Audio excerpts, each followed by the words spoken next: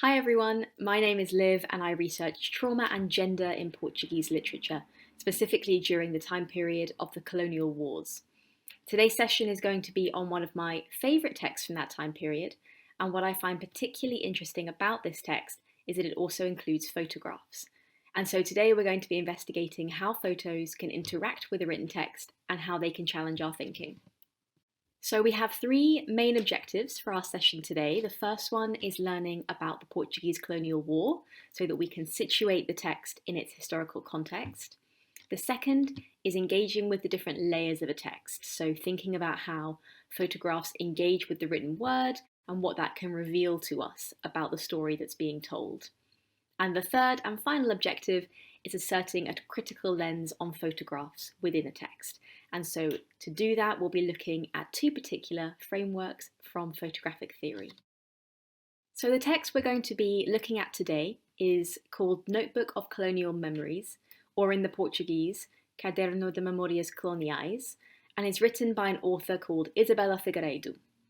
And Isabela was a teacher and a journalist before she became a writer, and she was born in 1963 in the Mozambican capital of what was then called Lourenço Marques, but what we now know to be Maputo. Her literary memoir was first published in 2009, and it offers an honest and uncomfortable portrayal of her childhood in the Mozambican colonial capital during the 60s and 70s, and her consequent return to Portugal under fear of nationalist violence. The text itself blurs many genres, that of life writing, of fiction, of autofiction, and through this we're offered an insight into the day-to-day workings of a colonial existence and the underpinning of white privilege that is so evident throughout. She takes us through the milestones of her childhood and her teenage years, her first period, her first crush, her first sexual experience, but also the first time that she hits a black classmate, or the first time that she holds hands with her black neighbour. So through her eyes we see the racial inequality that acted as the foundation of colonial rule in Lourenço Marques, and we see Isabela grapple with her family's involvement in this, and particularly strained is her relationship with her father as a result. And so the text itself is one of opposites. It's one of love and hate, memory and forgetting, and forgiveness and blame. But perhaps most of all, it's about the personal and the political and their inextricable link. For the most part, we see that between Isabela and her father, but also we see it between the adult Isabela and the child Isabela. And the photographs that we'll look at today are paramount to this. They are candid and informal, most likely to be shared amongst family. But before we get into our discussion on the photographs within the text, we need a little bit of historical context around the Portuguese Empire, its project of colonialism, and its subsequent colonies. But what do we mean by these terms, empire, colonialism, and colonies? So first of all, the term empire means when a number of individual and different nations are controlled by one particular country. And colonialism is the actual control of that nation and its people, under a regime usually of dominance and usually for economic gain. The ruling country may impose their language, culture, and religion on the dependent country, and normally conquering nations would argue that these dependent countries were barbaric or savage nations, and they would argue that they were acting in the best interests of those whose land and peoples they exploited. And so a colony then is the name that we give to the conquered countries and nations who are under the control of another. And so to start thinking about the Portuguese Empire specifically, we have to go all the way back to the beginnings of modern European colonialism. And European colonialism began during what's known as the Age of Discovery. So beginning in the 15th century, Portugal began looking for new trade routes, usually for spices, and wanted to search for civilizations outside of Europe. They wanted their power and influence to spread across the globe. And so from 1415, Portuguese explorers began looking at the north coast of Africa, eventually conquering Ceuta, a coastal town, and kicking off an empire that would last until 1999, so almost 600 years. Soon the Portuguese had conquered and populated other areas, and Spain, who were their rival nation at the time, decided to try exploration too. So in 1492, the infamous Christopher Columbus, who I'm sure you've heard of, began looking for a route to India and China. And Spain and Portugal then became locked in competition over time for new territories, and they both took over indigenous lands in the Americas, India, Africa, and Asia. The Portuguese Empire was one of the longest-lived empires in history and existed for almost 600 years. Brazil became one of the most valuable colonies, but they also ruled across parts of Africa, India, China, and the Middle East.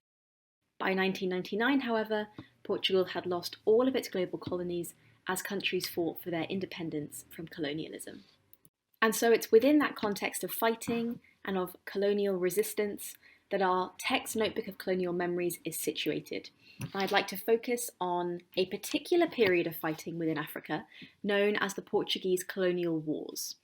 And so this was the prolonged period of fighting between the Portuguese military and nationalist movements in Angola, Mozambique, and Guinea-Bissau between 1961 to 1974. And you can see the countries marked on the map there. And this period of fighting marked the demise of the Portuguese colonial project in Africa. A Notebook of Colonial Memories as a text explores Isabela's experiences during this time period as her family tried to escape from Mozambique as it gained independence. And as such, Isabela became known as what we call a returnee. And so what do we mean by that term, returnee?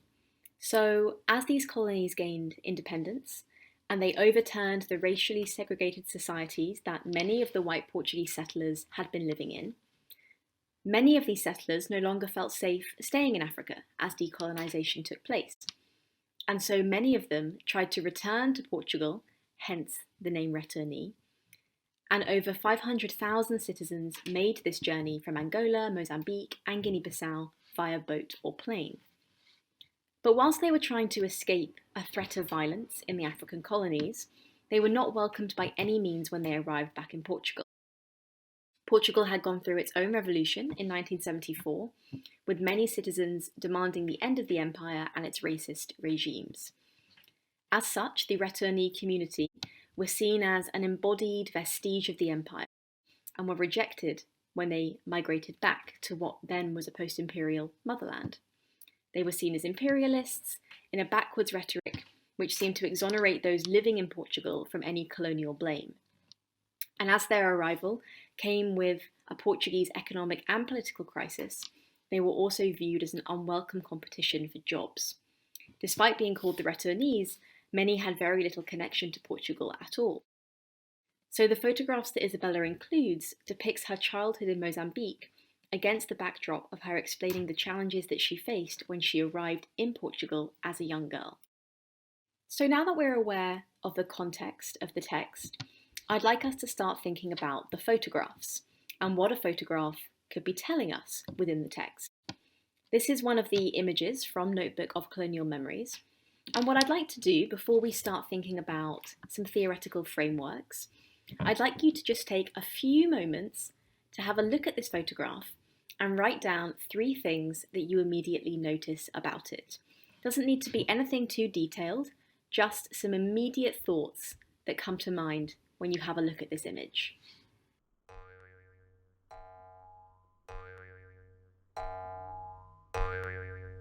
So I'd like now to start exploring 2 ideas that will help us in deciphering what a photo can really be showing us and the different layers they might have. Once you're familiar with them, you'll have the opportunity to return back to that image and see if you view it any differently. So I'd like to start with Roland Barthes. Roland Barthes is a famous French literary critic and theorist, and he developed an idea that he called the punctum. This is the Latin word meaning a sharp point, like the end of a needle, for example. And his idea of the punctum is an element of a photo which has the ability to prick or even wound us, and that makes us feel uncomfortable in a way that isn't always obvious as to why. It's unique for everyone, as we all view photographs in different ways, so we'll be thinking about what creates a sense of punctum for you in a moment. The second idea that I'd like to think about is by Susan Sontag, who was a famous critic, filmmaker, and philosopher. And in her famous book on photography, she said that the camera's rendering of reality must always hide more than it discloses. So whenever we look at a photograph, we're engaged in a revealing of layers. The camera hides something from us. So we have to pull back things that are potentially hidden and bring them to the forefront. I don't mean actual objects here within a photograph. I mean rather symbolic aspects of a photograph. What does it tell us about that exact place and time? So both these ideas, the punctum by Barthes and this idea that the camera hides things from us by Sontag, when we use them together, it places us into the role of a detective. If a photograph makes me feel happy, sad, uncomfortable in some way, why is that? What is it that's being hidden that could be making me feel that way? So in short, those two ideas and the idea of being a detective brings up two questions that we should take into account. What clues do photographs give us? And what do they reveal about our written texts that maybe isn't shown in the written word? So thinking about those two ideas and thinking about those two consequent questions, I'd like to start looking at an image in particular from the text. You'll see the image on one side, and on the other, you'll see the text that sits alongside it. So what I want you to do is take a few moments and write down 3 things that you notice about this photograph. What sticks out to you? Remember this idea of the punctum, something that makes you feel uncomfortable or happy, sad.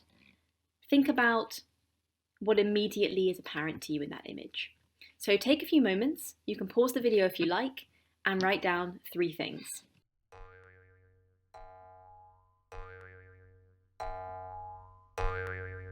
Okay, so hopefully everyone's had a few moments to write down their 3 things that are immediately obvious to them in that photograph.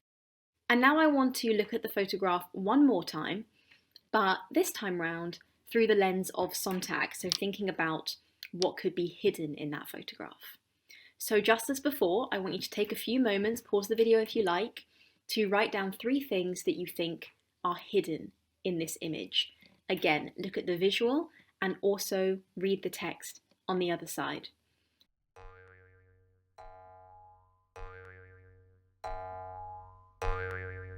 Okay, so hopefully everyone's been able to write down a few more things that they've noticed about the image.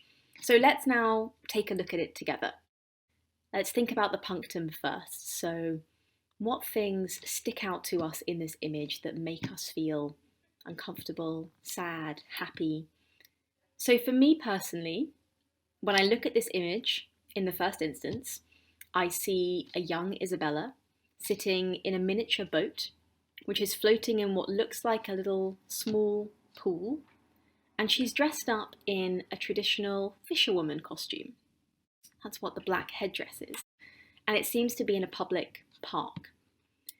So when I look at that black headdress, it's a curious addition to the image, and we see a little white girl dressed up as a little fisherwoman, and that costume must have been sent over from Portugal, and she's sitting in that little boat. So what is possibly hidden from us, thinking about Sontag then? This idea of the boat and of her being dressed up as a fisherwoman is deeply symbolic when we think about the metaphor of the sea. And within the empire and colonialism, like we've spoken about, the sea functions as a symbol of passage, so both of commerce and of slavery. And this maritime nostalgia is very inherent in Portuguese culture, and it seems to have been imported here into a Mozambican setting. The costume has been brought over from Portugal to Mozambique. And her wearing it, sitting in the boat, acts to further represent Portuguese colonial domination within a maritime lens. Then we might note the little black boy looking on in the background, but he's separated from the little white Isabela by a noticeably white fence. So despite the fact that they're in a public park, again, what is hidden here? We could say a physical portrayal of the separation of the races within colonial Lourenço Marques. There are two different childhoods, worlds apart, but within that photograph, for a moment, they're held within the same space. And so finally, for me, an element of the punctum is Isabela's defiant stare directly into camera. It's almost accusatory. And the image sits directly opposite that final line, "There were no innocent eyes." So in terms of what's hidden then, Isabela's almost accusing us and daring us to look beyond the performativity of the image and see the racial reality. So within these candid family photos of Isabela, thinking about the punctum, thinking about what the camera could be hiding, forces us to play this game of deciphering the visible versus the hidden in that detective role that we've spoken about. So the photo is uncomfortable in its normality, but when we look closer, we see examples that show the racially segregated society that dominated the city at the time. The nostalgic photographs are held as inconsistent against that mental battle that we see played out in the written word in the pages of the text. So as the viewer and the reader, we straddle a line between happy childhood photographs and our awareness of the politics of the time, compounded together with Isabela's narrated experience. So we have to attempt to reconcile innocent aspects of childhood memory with aspects of a disturbing colonial society. So I'm going to bring this session to somewhat of a close and quickly summarise what we've looked at today. Firstly, we've thought about the Colonial War period and the Returnee Community, that group of colonial settlers that had to return to Portugal. Then we've seen how adding a photographic layer to a text is always deliberate, it always has meaning, and it can either reinforce or contradict what is written to encourage us to think about different aspects of what we're being told and shown. And finally, we've thought about how this almost secret meaning requires us to play detective and hunt for clues to try to work out what's hidden within an image. And so to end, I'm going to leave you with two more images. So the first you might recognise from the beginning of the session. Now that you've thought about playing detective, the punctum, and what the camera can hide, have another go at looking at this photograph in your own time and see now if you view it any differently to the points that you made at the start of the session. I've also added a brand new second photograph there, so if you'd like to have a go at a fresh image, please do so.